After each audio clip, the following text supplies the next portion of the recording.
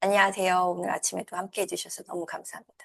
이 얼굴을 이렇게 확 뵈니까 또 함께 참여하시는 분들이 막 들어오니까 갑자기 에너지가 이렇게 확 올라가는 그런 느낌을 받고 있어요, 지금. 네, 오늘은 이런 이야기를 들었어요.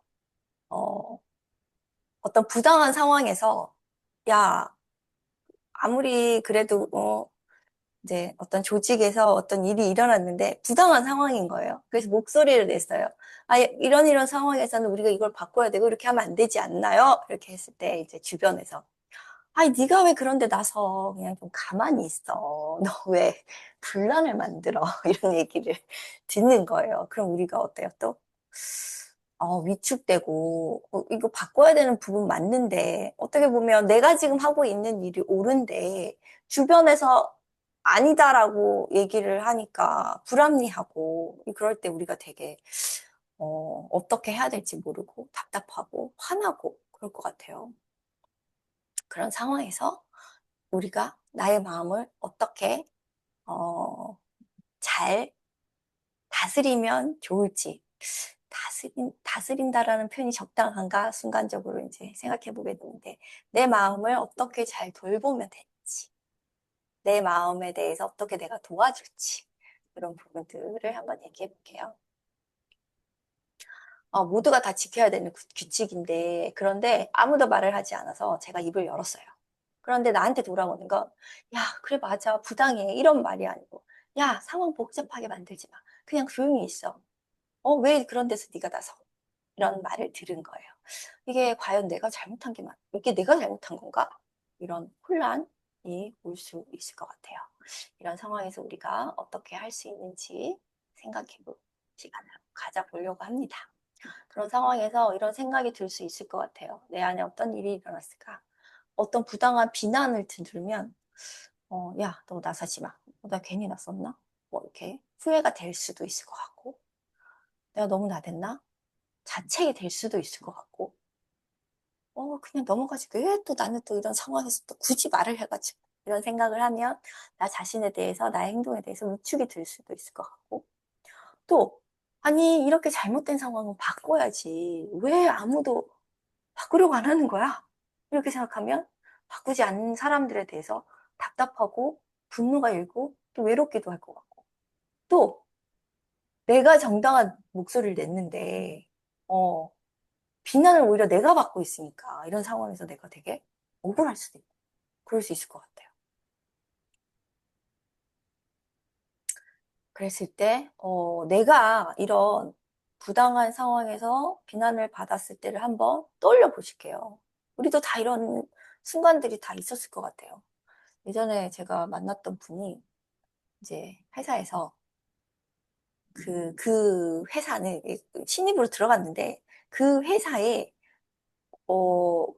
이제 공공연하게 암묵적으로 이루어지는 이제 일이 있었어요.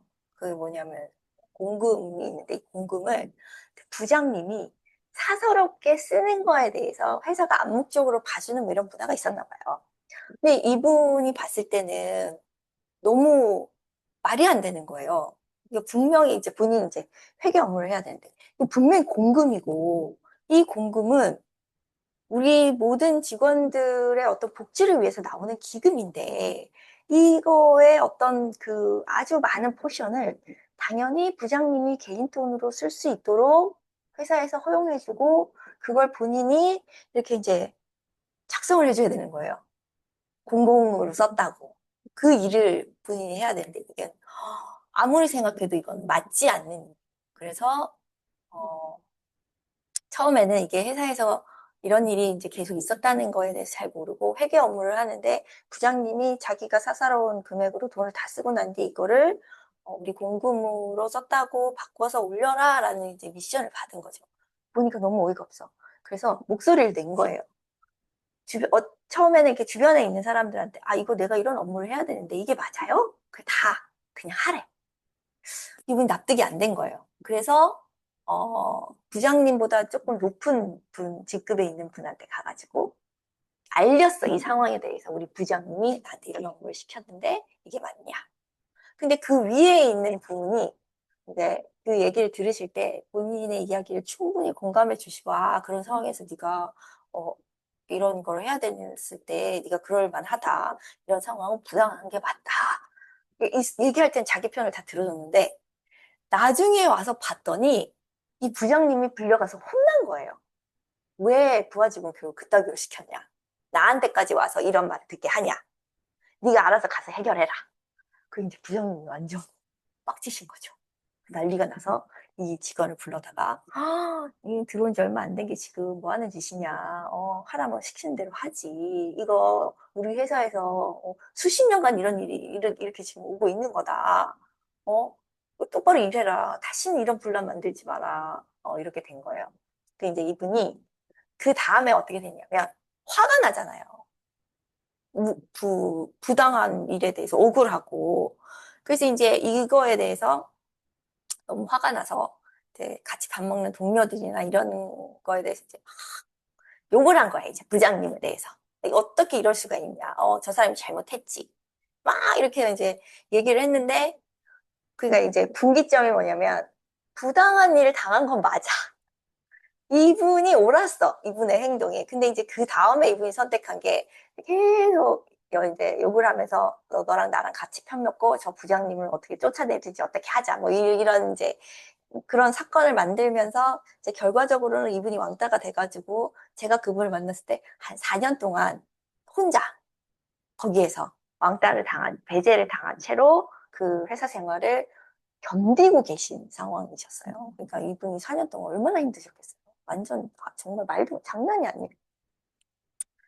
그런 일이 있었다. 그랬을 때 그 순간에 어, 억울하잖아요.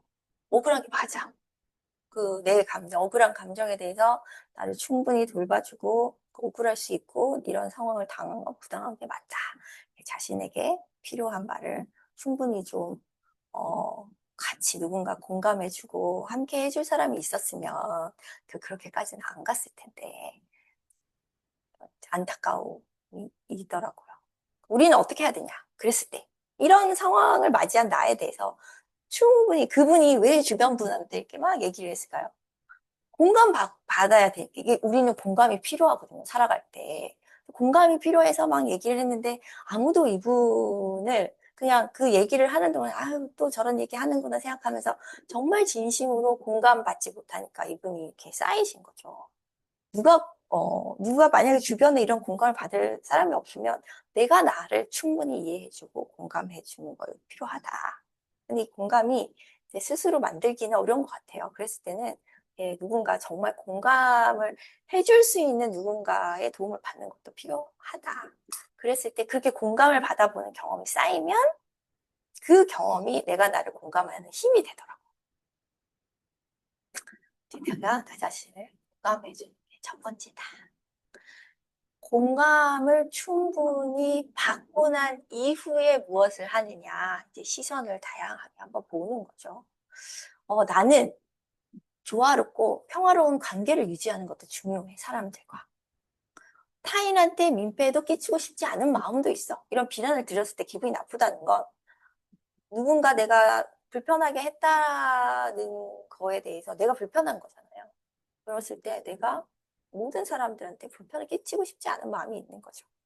그리고 또한 내 마음 안에도 조용하고 안전하게 이렇게 좀 지나가면서 같이 함께 소속하고 연대를 만들어 가고 싶은 그런 마음도 있고, 또 한편으로는 그렇지만 옳지 않은 건 바꿔야 돼 하는 내 안에 정의, 공정, 이런 거에 대한 열망이 있는 거죠. 그리고 내가 혼자 바꾸는 게 아니라 동료들을 얻어서 함께 이 상황을 좀 헤쳐나갔으면 좋겠다는 이런 연대에 대한, 그리고 나의 진심, 내가 옳은 일을 하고 있다는 나의 진짜 마음을 좀 주변 사람들 알아줬으면 하는 기대감도 있고, 또 이런 표현을 했을 때 나의 표현을 있는 그대로 존중해주면서 우리가 좀 의사소통을 했으면 좋겠다라는 그런 마음도 있는 거죠. 이런 마음들 때문에 내가 이런 감정을 느꼈구나 하는 걸 이해하는 것.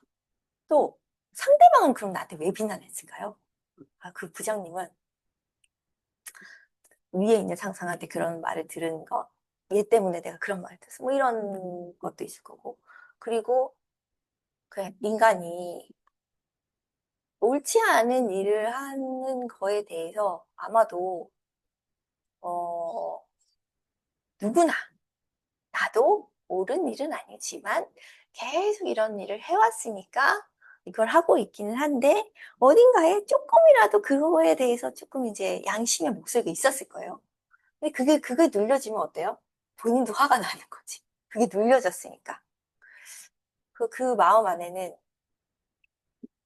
불안, 또, 두려움, 그런 마음 있었을 거예요. 야, 너 왜 그런 일에 나서? 이런 말을 나한테 해준 사람의 또 의도는 그래서 괜히 네가 더 어려움에 처할까 봐. 근데 그게 걱정돼. 이런 마음의 표현일 수도 있고. 나는 물론 그게 옳다는 게 맞지만 변화를 하는 거 너무 좀 두려워. 그냥 지금 조금 그런 거 그냥 눈 감고 모른 척하고 그냥 편한 게 좋아. 뭐 이런 마음일 수도 있을 것 같아요. 네, 우리가 어떤 말을 했을 때, 내가 표현을 했을 때, 그 말에 대해서 비난하는 걸 들을 수 있잖아요. 저도 되게 예민하고 섬세해서 비난하는 말을 막 이렇게, 와, 비난이다. 이렇게 하면서 듣는 사람은 아니거든요. 비난을 이렇게 확 듣고 나면은 순간적으로 확 쭈그러들었다가 이제 회복 탄력성이 생겨서 이렇게 쭈그러들고 있는 시간이 길지는 않은 것 같아요. 그럴 수 있지. 야, 뭐, 모든 사람들 설득할 수 있겠어. 네, 그래서 쭈그러들지만 회복하는 시간이 더 점점 짧아진다. 그렇지만 이 비난을 들으면 우리는 이렇게 쭈그러들 수밖에 없어요. 위축되고 화가 나고 그런 감정이 일어나는 건 너무 이제 인지상정인 것 같아요. 이런 비난의 감정을 이제 우리가 들었을 때 이제 위축되지 않고 일어날 수 있는 힘은 이런 생각에서 오는 것 같아요. 지금 저 사람이 나를 비난했는데 저 비난이 나를 막 공격하려고 하는 게 아니고 그 사람도 불안해서 그럴 수 있을 거야. 제가 이제 유튜브로 깔짝깔짝깔짝 올리는데 코치님들을 대상으로 올린 유튜브 말고 일반 사람들을 대상으로 이제 올리는 유튜브에 이런 얘기를 하면 그런 댓글이 달려요. 말도 안 된다. 그게 어떻게 감정이 다 오르냐? 뭐, 어, 네가 뭐라고 뭐 이런 말 올리냐? 그런 댓글 달리거든요. 그런 댓글 달릴 때 처음에 그 댓글 딱 읽으면 그 어떤 단어들 나를 공격하는 그 단어가 이렇게 막 크게 보이면서 막 심장이 두근두근두근 하면서 막 쪼그라들어요. 쪼그라드는데 한숨 한번 확 쉬고 난 뒤에 내 쪼그라드는 마음을 내가 충분히 이해해주고 아이고야 놀랐구나. 아이고 소심쟁이 오은경 깜짝 놀랐네. 이렇게 하면서 이제 좀 다독여주고 난 뒤에 그거를 처음부터 끝까지 다시 읽어요. 왜냐하면 제가 이제 한 단어에 제가 쪼그라들었기 때문에 처음부터 끝까지 맥락적으로 사실은 읽지도 못했거든요. 제가 이미 쪼그라들어서. 그래서 그걸 끝까지 다시 읽어보면 그 사람의 마음이 보이더라고요. 네가 뭘 한다고? 네가 하고 있는 얘기는 말도 안 되는 얘기야. 뭐 이렇게 하는 사람들의 이면을 좀 이렇게 추측해 보면 아마도 억울한 거예요. 지금 본인이 이런 걸 당했는데 뭐 이렇게 네 감정을 있는 그대로 수용하고 받아들여라 이렇게 하면 말도 안 된다. 내가 지금 누군가에게 당했는데 저 사람이 잘못된 게 아니고 나보고 지금 감정을 수용하다니 말도 안 돼. 이런 어떤 억울함 같은 목소리. 그러니까 이게 해소가 안 된 거죠. 그래서 제가 이제 답글 달았어요. 이 이야기를 듣고 되게 좀 뭔가 답답하고 억울하고 풀리지 않은 문제가 있을 수 있겠다. 어, 내가 상황을 잘 모르니까 나한테 개인적으로 조기 메일 주소가 있으니 메일을 보내달라. 내가 상황을 듣고, 어, 해결할 수 있는 부분이면 내가 도와주겠다. 제가 이렇게 남겼더니 사라져버렸어요. 그 댓글이. 네, 좀 약간 아쉽더라고요. 얘기하고 싶었는데. 어, 비난을 딱 받았을 때 이거는, 저 사람이 지금 나를 공격하는 게 아니고, 저 사람 안에 있는 불안과 공포를 이 방식으로 표출하고 있는 거구나. 라고 생각하면 조금 시선이 달리 보이시고, 내가 못 보던 게 좀 보일 수 있어요. 그랬을 때 세 가지로 질문을 나한테 던질 수 있을 것 같아요. 내가, 혹시 내가 돌아볼 부분이 있는지, 나는 이 상황이 부당하다고 생각했는데, 이걸 내가 표현할 때, 혹시 내 표현이 뭐 상대를 공격하는 것처럼 들릴 수도 있고, 그런 게 있을 수 있잖아요. 아니면, 내가 혹시 이 상황을 잘못 보고 있는 거일 수도 있고, 그 상황에 대해서 한번 돌아보고, 돌아볼 부분이 있으면 고치면 되고, 그렇지 않으면 밀고 나가면 되는 거죠. 그리고 내 말이나 행동에 문제가 없었다면, 사실 그 비난은 나랑 상관없는 거야. 내가 문제가 없으니까. 내가 만약에 문제가 없는 게 확실하다면, 그러면 그 비난은 사실은 내가 받을 게 아니고 그냥 이렇게 흘려보내도 되는 비난일 가능성이 높다. 그냥 자기 감정 표현하는 거니까. 내가 굳이 거기에 대해서 나를 향해서 이야기하는 거지만, 자기 얘기하는 거거든요. 그래서 이렇게 비켜라. 그리고 나의 이 진심을 함께 할 수 있는 사람을 찾아보는 거죠. 모든 사람들이 나의 의견에 동의할 수는 없잖아요. 심지어 요즘은 이렇게 어떤 걸 보니까 독립운동한 사람조차도 뭐 잘못됐다 이렇게 비난하는 사람도 있잖아요. 사람마다 생각이 다 다르니까요. 그랬을 때 모든 사람의 지지를 받을 수 없지만 내가 내 진심, 내가 지키고 싶어 하는 걸 내가 지키면 되니까.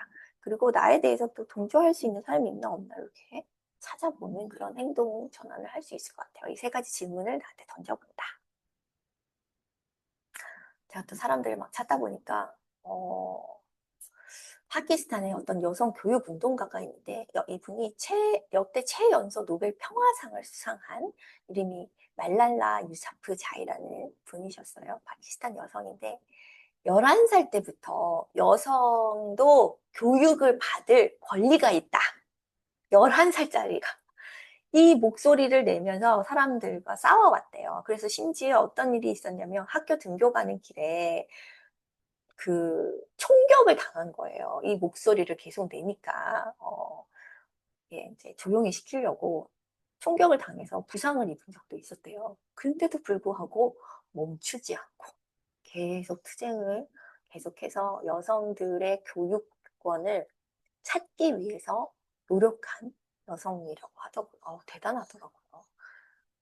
이런 분이 있었다. 만약에 내가 생각하는 게요, 정말 옳다면 우리가 나의 목소리를 내는 것도 필요하다. 그렇지만 이제 이렇게 목소리를 내는 데에는 또 여기에 대한 결과를 받아들여야 되는 순간 오는 것 같아요. 이게 정말 도저히 받아들일 수 없는 상황도 있을 수 있잖아요. 여러 가지 주변 환경이나. 나의 반대 목소리를 지키는 사람의 어떤 권력이 크거나 그러면 정말 바꾸기 어렵거든요. 거기에 대한 목소리를 낸다는 거는 많은 전략과 필요한 것 같아요. 어떤 걸 선택하는지는 내가 이제 곰곰이 생각해보고 나한테 맞는 행위를 찾아보는 거죠.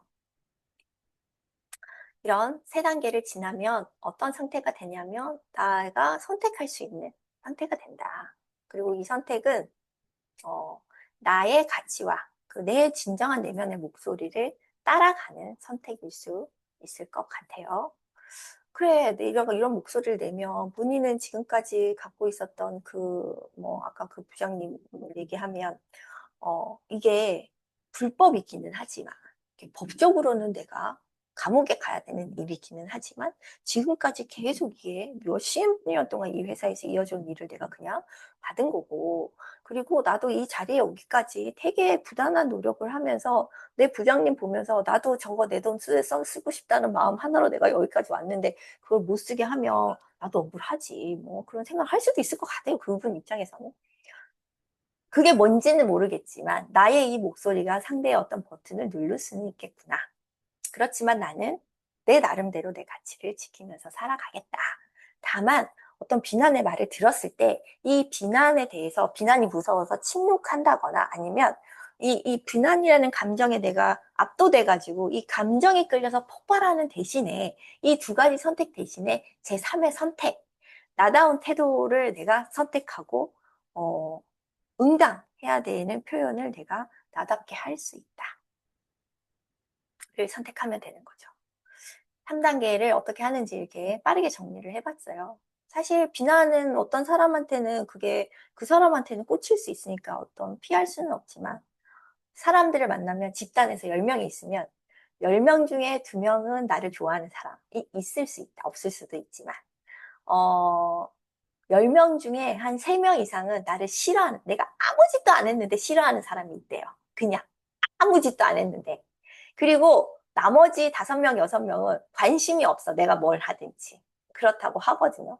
우리 사회에서 어떤 집단에 들어간 비난은 피할 수가 없지만 내가 이 마음을 낸 나의 진정한 이유와 나의 진심이 이 비난으로 인해서 손상받을 이유는 없다. 그런 거를 이렇게 비껴가면 된다. 내가 정당하게 바꾸려고 하는 행위에 대해서 목소리를 냈는데 비난을 받아서 나 지금 되게 억울하고 외롭고 분노했어. 그렇지만 내 안에는 이런 정의와 공정함에 대한 열망이 있고 함께 바꾸고 싶은 그런 연대 욕구가 있었어. 그렇지만 상대도 한편으로는 좀 두렵고 불안했고 불편할 그 사람도 그랬을 수 있을 것 같아. 하지만 나는 나의 가치를 지킬 수 있는 새로운 방법을 한번 찾아봐야지. 이렇게 내 마음을 정리할 수 있다. 나를 위해서 내가 하는 어떤 목소리가 있는데 우리마다 또 내고 싶은 목소리가 있잖아요. 저도 이 맘시선이라는 이 단계를 사람들이 많이 알아서 자기 관리를 했으면 좋겠어라는 그 마음이 있는데 이런 어떤 목소리를 낼 때는 반드시 그 목소리에 대한 비난이 있을 수 있어요. 그랬을 때 내가 비난 앞에 나를 지키기 위해서 나를 지킬 수 있는 한 문장을 가져간다면 어떤 게 필요할까? 이걸 한번 찾아보는 하루를 보내보시면 어떨까? 라는 말씀을 드리면서 오늘 강의도 마무리를 해보도록 하겠습니다.